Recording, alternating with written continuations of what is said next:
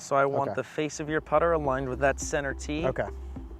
Got it. And so then when we're making the stroke, it's going to travel to the back tee. Back to here. And all the way to the front tee. So I'm trying to get the front, let's say the front edge of the putter, even with the first tee. That's my starting point. And then when I make my backstroke, I want to get the front of the putter even with the back tee. And then the front of the putter even with the first tee. And each one of those, I just have a putter grip apart. Exactly. Super simple.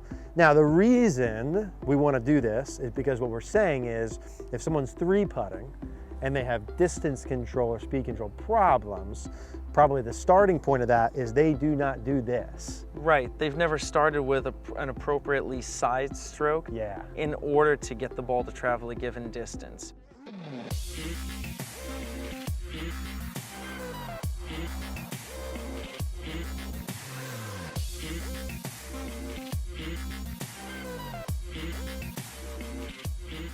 All right, guys, in today's video, we're going to talk about the secret to stop three putting. Now, before we dive in, two quick things. Number one, we did launch our golf school dates for 2020 in Bethlehem, PA. We'll put a link in the description down below. If you're interested for some in-person coaching for myself and everyone at Cogorno Golf, would love to see you. If you can't make it for in-person coaching, would still love to work with you from wherever you are in the world through cogornogolf.com. That's where we can work together. I can help coach you to take your game to the next level.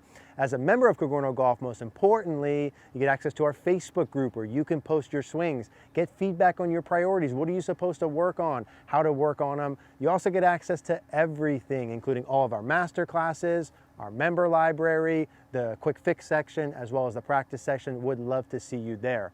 Now, in today's video, we're going to talk about how to stop three putting. Got a special treat and a special guest, Mr. Preston Combs. Let's bring him in. All right, guys, so we're out here at the beautiful Black Bear Golf Club in Eustis, Florida, a little bit outside of Orlando, PGA Show Week. The guy over here to my right, some of you may know, some of you may not know, Mr. Preston Combs, who I think is one of the best putting coaches in the world, and very soon maybe to be the best putting coach in the world. Preston is the owner of Preston's Putting, known each other for a long time, one of my go-to guys that I talk to for putting. So we're really in for a treat today to talk about how to eliminate three putts. Mr. Preston, thanks for being out here. Eric, thanks for having me. Appreciate it. So we want to eliminate three putts, right? Absolutely. The secret to eliminate three putts. Now, really what we're going to talk about in today's drill are two phases, actionable things for you to put in that you can do to stop your three putting. Now, Preston, if I come to you and I say, listen, dude, I'm three putting out there, man. I'm three jacking all over the lot. Where would be the first area you would look to help me improve?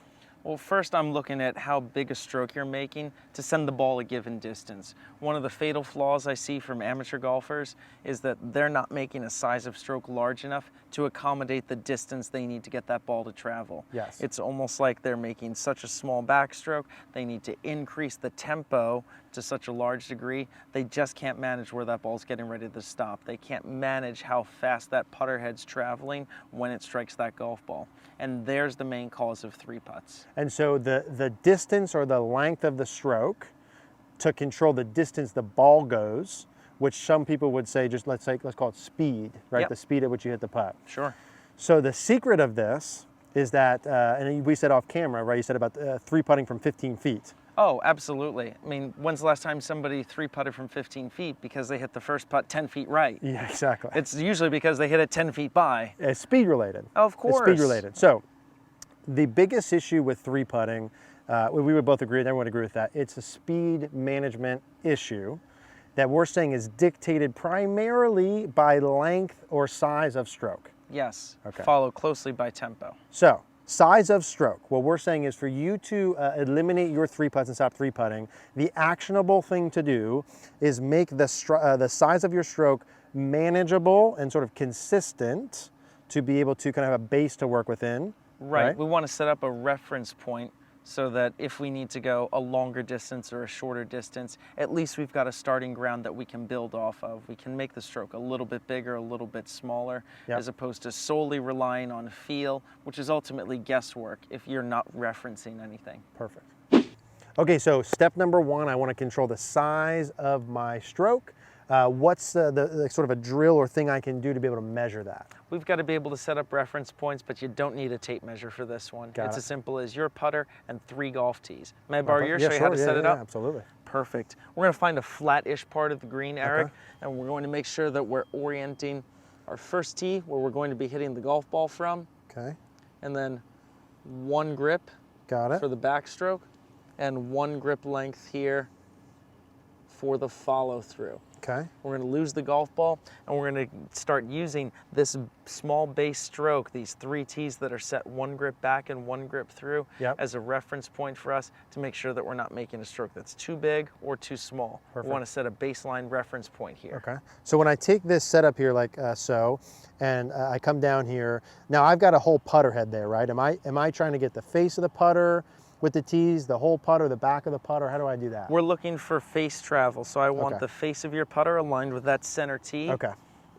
Got it. And so And then when we're making the stroke, it's going to travel to the back tee back to here. and all the way to the front tee. So I'm trying to get the front, let's say the front edge of the putter, even with the first tee. That's Correct. my starting point.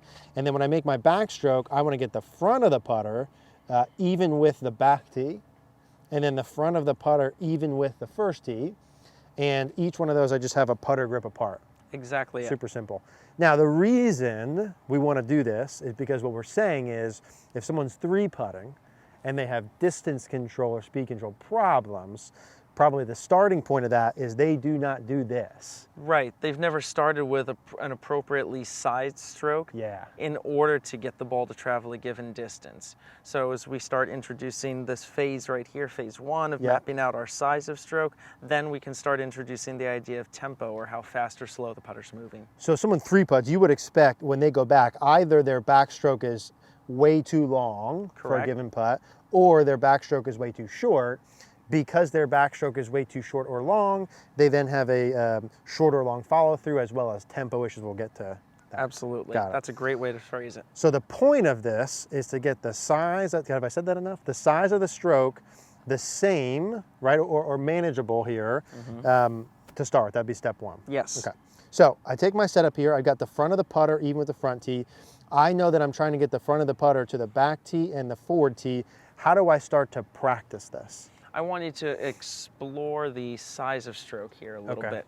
I want you to maybe start moving in continual motion, Okay. making strokes in succession, ensuring that you're moving the putter within this one grip back and through reference frame that we've created. Got it. And maybe you- I'm doing like 15, 20 seconds of this. 15 seconds of this is perfect. Okay, got it. Continual strokes back and forth, about 15 seconds. And I'm just trying to get a feel of where the front or the face of the putter is relative to the tees, and if that feels way short, way long for me, or sort of out of control, just to get a reference point. Exactly. Okay, cool. And so let's say I do this, Preston, and I'm getting the face, let's say what I feel like is fairly good. What would be the next layer to this? Then we want to make sure that we're doing this on an individual basis. We're going to Okay. make 5 separate strokes, Yep. but we want you to hold the finish to Hold the ensure finish. that putter head isn't traveling past that last tee or stopping short. Okay. We want to finish right at that last tee. So face of the putter with the tee.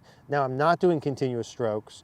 I'm going one stroke at a time with a hold so that I get feedback for where it actually finishes. Absolutely. Okay. If you hold the finish for 3 seconds, that's showing me the discipline and giving you an opportunity to create some feedback as to whether or not that putter was traveling too long or too short a distance during the follow through. Got it. And I'm doing five of these. Now, when I'm doing this here, I feel pretty good with this. If I'm going in and let's say I make a backstroke and I'm like, holy cow, like, man, my normal stroke goes freaking 6 inches past that. Like, that feels way too short. I should be trying to make some subtle adjustments here to actually get the front of my putter to finish at the tees. Correct. Okay. In some cases, it might be an aggressive adjustment because Yeah. you get some people that make way too big a backstroke.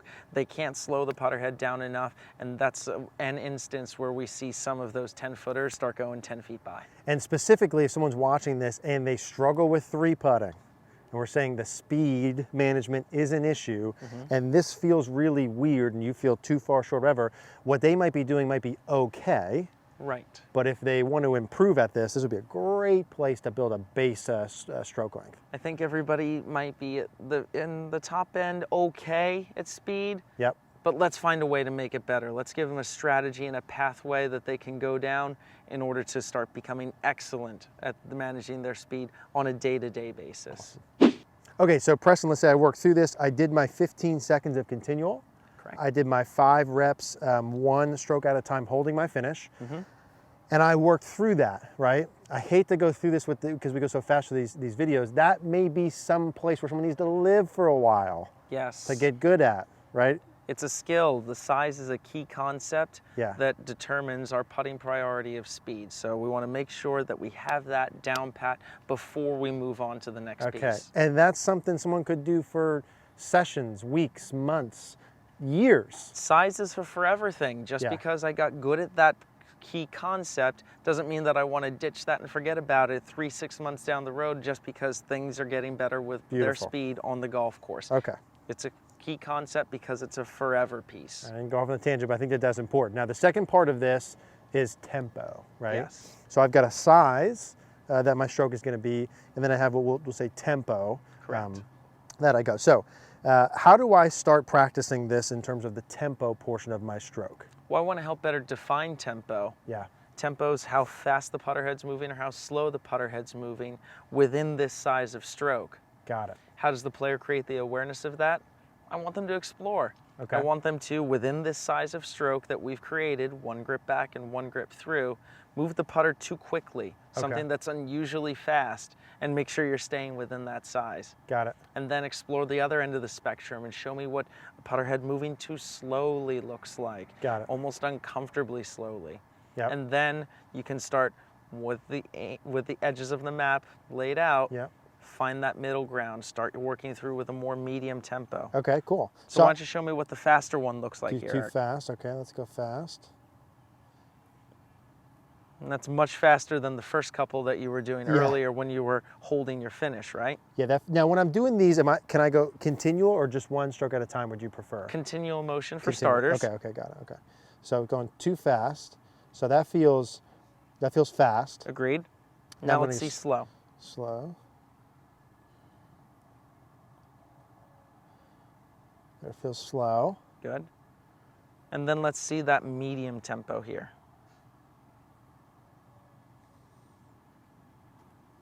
A little bit more comfortable there, right? That feels good, yeah. Yeah, something that you could probably envision using on the golf course might be the best way to describe it. And not to say this because you're standing right next to me, but just going through that even couple stroke example where I went too fast and slow really heightens my awareness for what my normal tempo would be. Exactly. Really cool. That's exactly it. Awesome. So I go through that. I find my neutral tempo. That would be my sort of phase 2 of this. Right. Got it. And I think the beauty of it is that we just laid down 3 tees. We established 2 key concepts of size and tempo, and we're able to develop the skill set for each of those. You didn't need to use a tape measure to measure the size of your stroke. You didn't need to attach something to your putter and pull out your iPhone to see a ratio to get the timing number right. You were able to figure that out just by some exploration with some guidance. Awesome. Okay, so we have our stroke size. We have our tempo and how to start. Now we're going to start hitting a singular 1 golf ball. Absolutely. Yeah, okay. So I'm not pulling out a sleeve of balls here. We're gonna hit 1 ball, and sort of this next phase of this is to actually hit a ball, see the distance the ball's going, start to track that. Exactly. And then actually have something that we can measure. Are we getting better at this or not? Right. And then bring our dispersion in a little bit. That's the driving force for using 1 golf ball, Eric, because if I were to drop 5 golf balls down and hit 5 putts, when they all start crashing into each other, I'm missing the most important part of the feedback. Yeah, Where did the ball stop?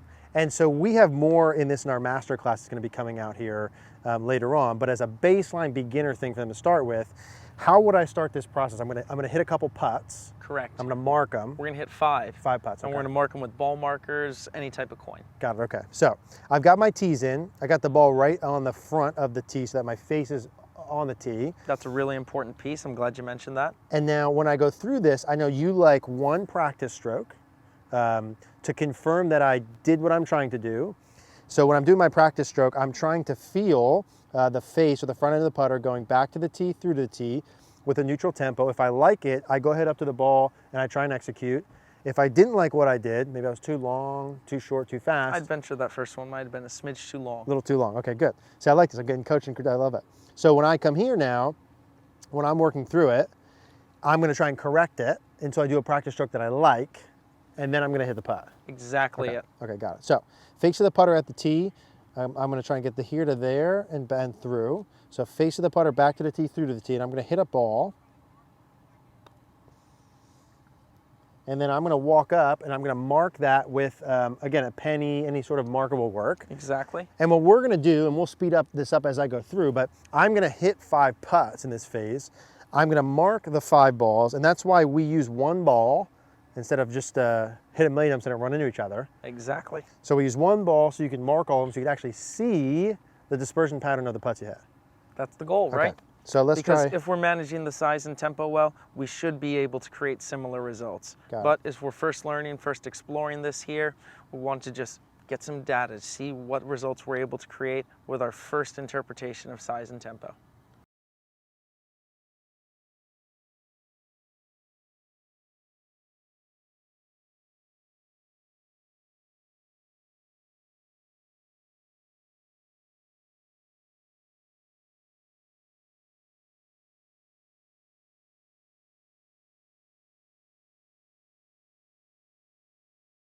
Okay, Preston, so I hit my 5 putts, we mark them, and then sort of our next step is going to be to actually look at the how big the dispersion pattern is, right? That's exactly it. Yeah. And if we're really creating ownership of these key concepts of size and tempo, we're going to find that our north-south dispersion with those markers is going to continually get tighter and tighter and tighter as we repeat this exercise and continue to progress and develop these skills. And so this would be my first set of 5, right? Yes. The next play would be I'd come back, I'd pick a different coin, a different color marker, something different. I'd do a second set of 5, and the goal would be to make the north-south, as you say, part of it tighter. Yes, right? exactly it. And so what I really like about this is it brings it all together. It's very easy to set up. Anyone at any skill level can do it, and we have things to measure with an outcome. It's pretty simple. Is your dispersion tighter or not, right, to start with? Exactly. And here are the variables that are the main contributors, if we will, in terms of getting that dispersion pattern tighter. Those are our key concepts. If I manage the size, manage the tempo, with any sort of solid strike on the club face, I'm going to see very similar results. That's a great way to stop the 3-putt, right? Beautiful. Hey guys, thanks for watching today's video. Since you just got done watching this video, I want you to watch both of these videos that we have on the screen here. Both of them tailored towards putting and taking your putting to the next level. I know you're gonna love them. If you did like the video, do us a favor, it helps us out. Click the like button down below. Click the notification bell. Also, please subscribe. Thank you guys for watching.